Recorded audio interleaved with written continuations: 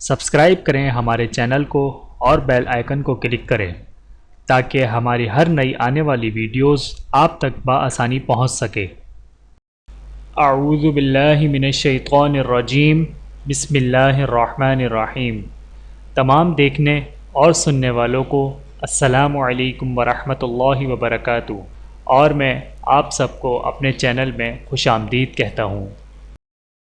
اور آج کی ہماری اس ویڈیو کا عنوان ہے روح اللہ کس نبی کو کہا جاتا ہے، کلیم اللہ کس نبی کو کہا جاتا ہے، ذبیح اللہ کس نبی کو کہا جاتا ہے، خلیل اللہ کس نبی کو کہا جاتا ہے۔ آئیے جانتے ہیں اس ویڈیو میں۔ بسم اللہ الرحمن الرحیم۔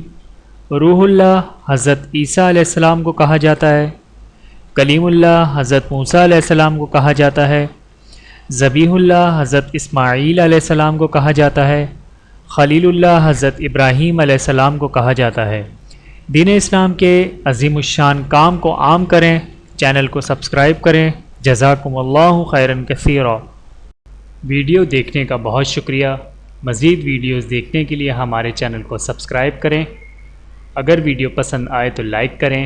اچھی بات کو دوسروں تک پہنچانا صدقہ جاریہ ہے۔ جزاکم اللہ خیرا کثیرا۔ اپنا اور اپنے پیاروں کا بہت زیادہ خیال رکھیے گا اور مجھے دعاؤں میں یاد رکھیے گا۔ Take care. اللہ حافظ۔